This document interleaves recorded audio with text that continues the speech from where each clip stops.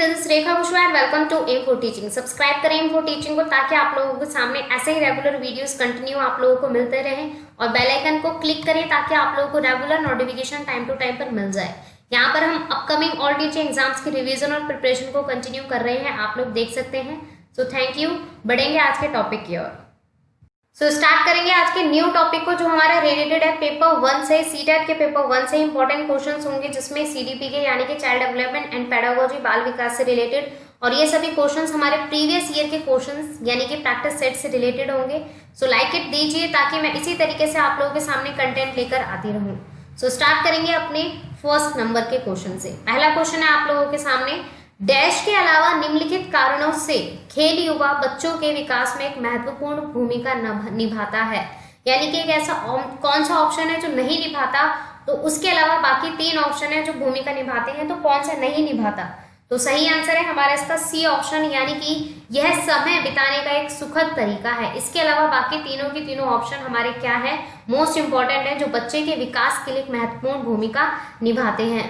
और ये क्वेश्चन आ चुका है हमारा 2018 में 9 दिसंबर सीटेट 1st to 5th के अकॉर्डिंग, क्योंकि पेपर 1 से रिलेटेड हम अपनी प्रिपरेशन कंटिन्यू कर रहे हैं तो सभी टेक्स्ट के लिए ये इंपॉर्टेंट होंगे ये क्वेश्चंस। सो आगे बढ़ेंगे। नेक्स्ट क्वेश्चन है हमारा, मानव विकास डैश है, मात्रात्मक है, गुणात्मक है, कुछ सीमा तक अपमानीय है या ए एंड बी। तो सही आंसर है हमारा इसका correct answer it is D option, यानी कि ए एंड बी। मात्रात्मक भी है और गुणात्मक भी है, क्योंकि मानव विकास क्या है, नॉर्मली अगर देखा जाए विकास और वृद्धि दोनों एक दूसरे से कोरिलेटेड है, जहां पर वृद्धि भी होती है और मानव के अकॉर्डिंग विकास भी होता है, तो दोनों ही चीजें आती हैं। तो याद रखेंगे गुणात्मक और मात्रात्मक दोनों ही होगा, तो डी ऑप्शन हमारा करेक्ट आंसर है। और ये क्वेश्चन 2014 में आ चुका है। सो लाइक इट कीजिए इसी तरीके से ताकि मैं ऐसे ही वीडियोस और कंटिन्यू करती रहूं आप लोगों के लिए कंटेंट। और अनअकैडमी पर आप लोग मुझे फॉलो कर सकते हैं एज अ प्लस एजुकेटर के अकॉर्डिंग।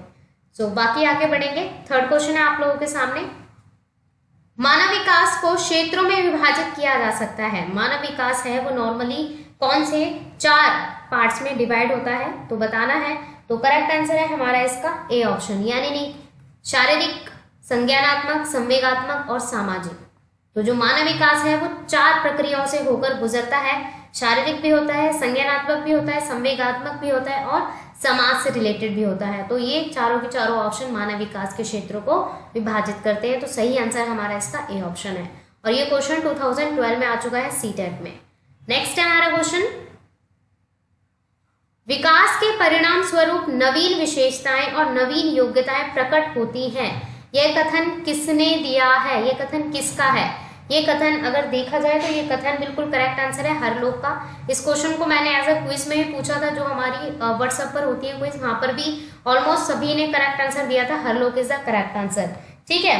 और इन्होंने ये भी बताया है कि बालक में विकास की प्रक्रिया है वो गर्भावस्था से शुरू हो जाती है और मृत्यु तक चलती है।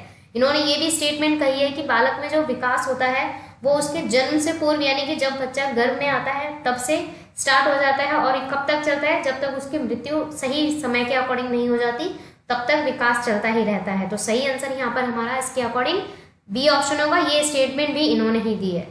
नेक्स्ट है हमारा क्वेश्चन, बाल विकास में प्रक्रिया पर बल दिया जाता है, वातावरण और अनुभव की भूमिका पर बल दिया जाता है, गर्भावस्था से किशोरावस्था तक का अध्ययन होता है या उपरोक्त सभी। तो करेक्ट आंसर है हमारा इसका बिल्कुल सी ऑप्शन, यानी कि गर्भावस्था से किशोरावस्था तक का अध्ययन होता है। बिल्कुल अभी बताया था। तो नॉर्मली इस क्वेश्चन में क्या हो जाता है कि ये क्वेश्चन का आंसर कई कैंडिडेट्स गलत बोल रहे थे, क्योंकि ये ऑलरेडी हमारा यूपीटेट पेपर 1 में आ चुका है 2014 के पेपर में। तो ऑफिशियल आंसर की जब मैंने देखी तो वहां पर भी सी ऑप्शन ही था, और जब मैंने इसका एनालिसिस पढ़ा तो मुझे बिल्कुल श्योरिटी से पता चल गया कि इसका आंसर सी क्यों होगा। वैसे हालांकि इसका डी ऑप्शन होना चाहिए क्योंकि हर कोई डी ही चूज करेगा, बट सही आंसर सी है। क्योंकि देखिए किशोरों तक ही, जो नॉर्मली अगर देखा जाए तो किशोरों तक ही क्या होता है, शारीरिक, मानसिक और व्यवहारिक परिवर्तनों को देखा जाता है। मतलब गर्भावस्था से किशोरावस्था तक ये जो प्रोसेस है वो देखा जाता है, और इसका अध्ययन भी किया गया है कि जो मतलब कि शारीरिक है, मानसिक और सामाजिक है, इन तीनों का अध्ययन भी किशोरावस्था तक भी ज्यादा मेन माना जाता है। तो इसीलिए बाल विकास है वो सी ऑप्शन के अकॉर्डिंग करेक्ट होगा। तो ये नॉर्मली बाल विकास में ये बात कही गई है। ठीक है। नेक्स्ट चलेंगे, 6th क्वेश्चन है हमारा, बाल विकास का अध्ययन क्षेत्र, बाल विकास की विभिन्न अवस्थाओं का अध्ययन करना, वातावरण का बाल विकास पर पड़ने वाले प्रभावों को या प्रभावों का अध्ययन करना, व्यक्तिगत भिन्नताओं का अध्ययन करना या उपरोक्त सभी। तो करेक्ट आंसर होगा हमारा इसका डी ऑप्शन। बिल्कुल तीनों ही चीजें आती हैं, शामिल होती हैं तीनों ही चीजें जो बाल विकास यानी कि चाइल्ड डेवलपमेंट के अध्ययन स्टडी के अकॉर्डिंग मानी जाती हैं, तो तीनों ही चीजें शामिल होंगी। यूपी टेट फर्स्ट में आ चुका है ये 2014 में। नेक्स्ट है हमारा क्वेश्चन, 7 क्वेश्चन पर आ चुके हैं हम। सर्वाधिक उपयुक्त जीवित यानी कि सर्वाइवल ऑफ द फिटेस्ट रहता है का सिद्धांत किसने दिया है? लेमार्क ने, हैरिसन ने, डार्विन ने या मैकडूगल ने? तो करेक्ट आंसर है हमारा इसका सी ऑप्शन यानी कि डार्विन ने। ठीक है, ऐसे कुछ स्टेटमेंट, कुछ सिद्धांत होते हैं जिनका हमें नहीं पता होता, तो उनको देखा जाए तो उनको याद करने का, अपने माइंड में बिठाने का तरीका यही है कि बार बार आप उस क्वेश्चन को पढ़े देखें। हालांकि इस वीडियो को आप 1 से 2 बार 3 बार देख लेंगे तो सारे के सारे क्वेश्चंस के आंसर आप लोगों को इजीली समझ आ जाएंगे। कभी भी क्वेश्चन आ जाएंगे तो आप आसानी से उसका आंसर कर सकते हैं। तो इसी तरीके से अपने रिवीजन को बेस्ट बनाना है इस कम से कम समय में अपने सीटेट को क्रैक करने के लिए। तो 2014 में क्वेश्चन आ चुका है। आगे बढ़ेंगे। निम्नलिखित में से कौन सा कथन सही नहीं है? विकास और वृद्धि एक दूसरे के पर्यायवाची हैं। विकास एक सतत प्रक्रिया है। वृद्धि विकास का ही एक भाग है। विकास कार्यक्षमता, कार्यकुशलता और व्यवहार में आने वाले गुणात्मक परिवर्तनों को प्रकट करता है।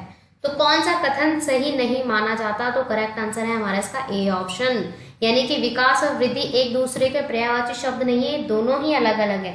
विकास में अगर देखा जाए, विकास है वो हमारा निरंतर चलने वाली प्रक्रिया है, और जो वृद्धि है वो एक समय तक या एक समय के बाद रुक जाती है। तो ये दोनों में डिफरेंस है, और भी डिफरेंसेस हैं। तो इस टॉपिक को मैंने ऑलरेडी क्लियर किया हुआ है, अगर नहीं किया हुआ है तो आप लोग कमेंट करके बताएं कि इस टॉपिक को मुझे दोबारा रिपीट करना है या नहीं करना है, तो कमेंट करके बताएंगे आप लोग। हरियाणा टेट में ये आ चुका है 2015 में। ठीक है, नेक्स्ट है क्वेश्चन हमारा, एक बच्चे की वृद्धि और विकास के अध्ययन की सर्वाधिक अच्छी विधि कौन सी है? मनोविश्लेषण विधि, तुलनात्मक विधि, विकासीय विधि या सांख्यिकीय विधि? तो सही आंसर है हमारा इसका correct answer, it is C option, यानी कि विकासीय विधि जो बच्चे के विकास के अकॉर्डिंग और सबसे बेस्ट मानी जाती है, विकास के अध्ययन और वृद्धि के अकॉर्डिंग। तो विकासीय विधि सबसे मेन है, और ये बात किसने कही है? ये बात कही है हरलोक ने, जो हमारे बहुत जाने माने मनोवैज्ञानिक रहे हैं, इन्होंने ये बात कही थी। नेक्स्ट है हमारा क्वेश्चन, 10th क्वेश्चन है हमारा, विकास का अर्थ है परिवर्तनों की उत्तरोत्तर श्रृंखला, अभिप्रेरणा के फलस्वरूप होने वाले परिवर्तनों की उत्तरोत्तर श्रृंखला, अभिप्रेरणा एवं अनुभव के फलस्वरूप होने वाले परिवर्तनों की उत्तरोत्तर श्रृंखला, या परिपक्वता और अनुभव के फलस्वरूप होने वाले परिवर्तनों की श्रृंखला। तो विकास का एक्चुअल अर्थ क्या होगा यहाँ पर बताना है। तो करेक्ट आंसर है हमारा इसका डी ऑप्शन, यानी कि परिपक्वता एवं अनुभव के फलस्वरूप होने वाले परिवर्तन की श्रृंखला ही विकास का एक्चुअल मीनिंग है, जिसके अंदर गुणात्मक वृद्धि भी होती है। याद रखेंगे, वृद्धि भी होती है, तो वो हमारा कहीं ना कहीं कोरिलेट करता है किसको? विकास को, डेवलपमेंट को। तो सही आंसर हमारा डी ऑप्शन है, और ये राजस्थान टेट 2011 में आ चुका है। नेक्स्ट है हमारा क्वेश्चन, वह अवधि जो व्यस्तता के संक्रमण की पहल करती है उसे क्या कहा जाता है? मध्य बाल्यावस्था, पूर्व क्रियात्मक अवस्था या अवधि, बाल्यावस्था की समाप्ति या किशोरावस्था? जो वयस्कता के संक्रमण की पहल करती है तो उसे क्या कहा जाएगा? तो किशोरावस्था ही कहा जाएगा, क्योंकि वयस्क कौन होता है? जो एडोलसेंस की स्टेज में पहुंच रहा है, वहां तक पहुंच रहा है। तो संक्रमण की पहल करता है मतलब वहां तक पहुंच गया और बहुत सारी चीजें उसके सामने आ रही हैं, वो ज्यादा सोच विचार करने लग रहा है, या तनाव, बहुत सारी चीजें मतलब उसके माइंड में चल रही हैं, तनाव की स्थिति भी आ रही है, अपने समस्याओं को, अपने विचारों को प्रकट करने की कोशिश कर रहा है। तो वो स्टेज जब हम पहुंचते हैं या कोई भी बच्चा पहुंचता है तो वो स्टेज कौन सी होती है? किशोरावस्था वाली स्टेज होती है। तो ये क्वेश्चन हमारा 7 जुलाई 2019 के पेपर में आ चुका है, याद रखेंगे, लास्ट ईयर का ही क्वेश्चन है। नेक्स्ट है हमारा क्वेश्चन, निम्न में से कौन सी बालकी बाल्यावस्था के बौद्धिक विकास की विशेषता नहीं है? बाल्यावस्था के बौद्धिक विकास की विशेषता नहीं है के अकॉर्डिंग बताना है। भविष्य की योजना की सूझबूझ, विज्ञान की काल्पनिक कथाओं में अधिक रुचि, बढ़ती हुई तार्किक शक्ति, या काल्पनीय या जो इमेजिनेशन करके हम हमारे या नॉर्मली बच्चों के अंदर जो भय होता है, डर होता है, उसके अकॉर्डिंग।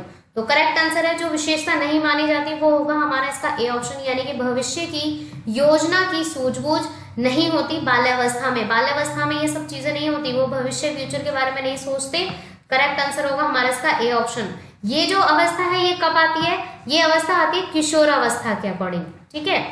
जो नॉर्मली जो उतरने वाली जो किशोरावस्था है वहां पर आती है, ठीक है। तो यह वहां पर होगा, तो ये याद रखेंगे, ठीक है। नेक्स्ट है हमारा क्वेश्चन, संज्ञानात्मक विकास के 4 चरण संवेदीय पेशी, पूर्व संक्रियात्मक, स्थूल संक्रियात्मक और औपचारिक संक्रियात्मक की पहचान की गई है। हिलगार्ड द्वारा, स्टॉर्ट द्वारा, हरलोग द्वारा या प्याजे द्वारा। कई बार ऐसे क्वेश्चंस होते हैं जहां पर हमें इस तरीके की चीजें पूछने जाती हैं और नीचे साइकोलॉजिस्ट के नाम दिए गए होते हैं, तो हम उसमें कंफ्यूज हो जाते हैं, नहीं बता पाते। तो ऐसे क्वेश्चंस को थोड़ा सा ध्यान से करने की जरूरत है। तो डी ऑप्शन यहाँ पर सही होगा। ये किसने दिए हैं? प्याजे ने दिए हैं, ठीक है। इन चारों मतलब 6 चरण है इसके, हालांकि 4 ही चरणों को यहाँ पर बताया गया है, तो ये है यहाँ पर याद रखना है। तो अब मैं थोड़ा सा डिस्कस और कर लेती हूँ। संवेदी पेशी अवस्था में जो स्टेज डिवाइड की गई है वो 0 से 2 साल के अकॉर्डिंग है। पूर्व संक्रियात्मक में जो बच्चे की स्टेज होती है, मतलब बच्चा होता है वो 2 से 7 साल का होता है। स्थूल क्रियात्मक में होता है बच्चा 7 से 11 साल का, ठीक है। और औपचारिक में होता है नॉर्मली बच्चा 11 से 15 वर्ष का। तो ये स्टेज में डिवाइड होते हैं बच्चों के स्टेजेस भी, और ये क्वेश्चन 2013 में आ चुका है। नेक्स्ट है हमारा क्वेश्चन, 15 क्वेश्चन पर आ चुके हैं हम। 14 वर्षीय देविका अपने आप से पृथक स्वनियंत्रित व्यक्तित्व की भावना को विकसित करने का प्रयास कर रही है। वह विकसित कर रही है क्या? नियमों के प्रति घृणा, स्वायत्ता, किशोरावस्थात्मक अकड़पन या परिपक्वता। तो सही आंसर है हमारा इसका बी ऑप्शन, यानी कि स्वायत्ता। क्योंकि 14 वर्षीय जो देविका है वो 14 की हो चुकी है, यानी कि जो उसकी किशोरावस्था है वो स्टार्टिंग पॉइंट पर आ चुका है। तो इट मीन्स अगर देखा जाए तो वो अपने विचारों की क्या चाहती है? स्वतंत्रता चाहती है। तो सही आंसर यहाँ पर हमारा बी ऑप्शन होगा। 2014 में आ चुका है। अब हमारे सामने 16 क्वेश्चन है, ये है हमारा शैशव काल की अवधि से रिलेटेड, यानी कि शैशव काल की जो अवधि है वो कौन से टाइम पीरियड तक होती है?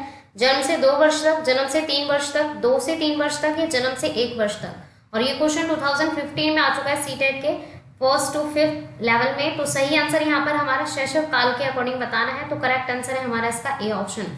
शैशव काल कौन सा काल होता है? जन्म से ही स्टार्ट हो जाता है, जब बच्चे का जन्म होता है तब से स्टार्ट होकर 2 वर्ष तक चलता है। तो सही आंसर हमारा इसका ए ऑप्शन है।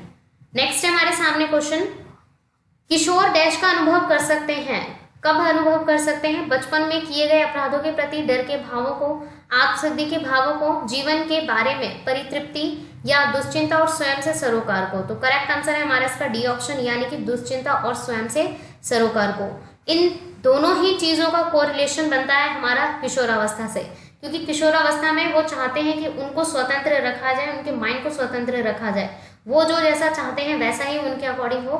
तो और अपनी समस्याओं को वो बढ़ावा देते हैं, हल करने की कोशिश करते हैं, बट कहीं ना कहीं हल भी हो जाती हैं बहुत सारी समस्याएं, बट खुद बहुत सारी चीजों में वो अपने आप ही फंस जाते हैं। तो ये किशोरावस्था वाली स्टेज में स्वाभाविक है ये सब होना। तो करेक्ट आंसर इस क्वेश्चन के अकॉर्डिंग डी ऑप्शन है। नेक्स्ट है हमारा क्वेश्चन, हॉल का सिद्धांत निम्न में से किसकी व्याख्या करता है? बुद्धि की प्रकृति का, अधिगम में अभिप्रेरण की भूमिका का, मूल्यों के विकास का या किशोरावस्था के विकास का। तो करेक्ट आंसर है हमारा इसका, हॉल का जो सिद्धांत है वो नॉर्मली बताता है डी ऑप्शन, यानी कि किशोरावस्थाओं के विकास का बताता है ये। और इन्होंने, अगर ये बात कहूं मैं इसको क्लियर कर दूं, 1904 में इन्होंने एक बुक पब्लिश की थी एडल्सेंस, यानी कि किशोरावस्था। एडल्सेंस में उन्होंने इस चीज को पूरे तरीके से मतलब कि क्लियर कर दिया है और किशोरों के बारे में उसमें सब कुछ बताया है, सब कुछ लिखा गया है अच्छे तरीके से, एक एक वर्ड को एक्सप्लेन करके। तो वो चीज इन्होंने 1904 में जो बुक पब्लिश हुई थी एडल्सेंस, उसमें भी क्लियर की है। तो डी ऑप्शन ये सही होगा। लाइक इट जरूर करते हैं अपने पॉजिटिव फीडबैक एंड सपोर्ट के लिए, और यहाँ पर मुझे फॉलो करें और व्हाट्सएप ग्रुप पर जुड़ें ताकि आप लोगों को रेगुलर अपडेशन मिलता रहे। नेक्स्ट है हमारा 19 क्वेश्चन, विद्रोह की भावना की प्रवृत्ति निम्न में से किस अवस्था में या अवस्था से संबंधित है? बाल्यावस्था, शैशवावस्था, पूर्व किशोरावस्था या मध्य किशोरावस्था। तो करेक्ट आंसर है हमारा इसका सी ऑप्शन, यानी कि पूर्व किशोरावस्था। विद्रोह की भावना पूर्व किशोरावस्था में मतलब स्टार्ट हो जाती है। इसमें क्या करता है बच्चा, नॉर्मली देखा जाए 12 से 14 वर्ष की एज होती है ये, और इसमें बच्चा होता है कि मतलब स्टार्ट कर देता है, लड़ने वाली चीज़ें इसके सामने आ जाती है, अपने दोस्तों से, अपने परिवार में भी कहीं ना कहीं अपने भाई बहनों से ये जो चीज़ें होती हैं, भावनाएं होती हैं, ये उत्पन्न होने लगती हैं। तो सही आंसर हमारा इसका सी ऑप्शन है। नेक्स्ट है हमारा क्वेश्चन, और ये लास्ट क्वेश्चन है आज के वीडियो के अकॉर्डिंग। विकास की किस अवस्था में बुद्धि का अधिकतम विकास होता है? बाल्यावस्था, शैशवावस्था, किशोरावस्था या प्रौढ़ावस्था? तो सही आंसर है हमारा इसका सी ऑप्शन, यानी कि किशोरावस्था की स्टेज में बुद्धि का अधिकतम विकास होता है, क्योंकि इसी अवस्था में उसके अंदर कल्पना शक्ति बढ़ती है, जिज्ञासा बढ़ती है, बौद्धिक क्षमता बढ़ती है, और भी बहुत सारी चीजें इसी अवस्था में बढ़ती हैं। तो ये क्वेश्चन यूपी टेट के पेपर 1 में 2016 में आ चुका है। तो ये था आप लोगों के सामने सिलेक्टेड क्वेश्चंस जो मैंने कवर कर दिए हैं। सो कंटिन्यू कीजिए, लाइक हिट देकर अपना पॉजिटिव फीडबैक दीजिए, कमेंट सेक्शन करके बताइए कि आप लोगों को वीडियो कैसी लगी, और इसी तरीके से वीडियो में लेकर आऊंगी आप लोगों के लाइक हिट के जरिए। सो कंटिन्यू करें। Thanks for watching, keep learning, और बाकी की चीज़ें आप लोग अदर जो लिंक है उनसे जुड़कर मुझसे पूछ सकते हैं, और अपने प्रिपरेशन को बेस्ट टू बेस्ट बना सकते हैं। सो प्लीज़ सब्सक्राइब ज़रूर करें चैनल को, ताकि मैं ऐसे ही कंटिन्यू कर सकूं आप लोगों की लर्निंग को। Thank you.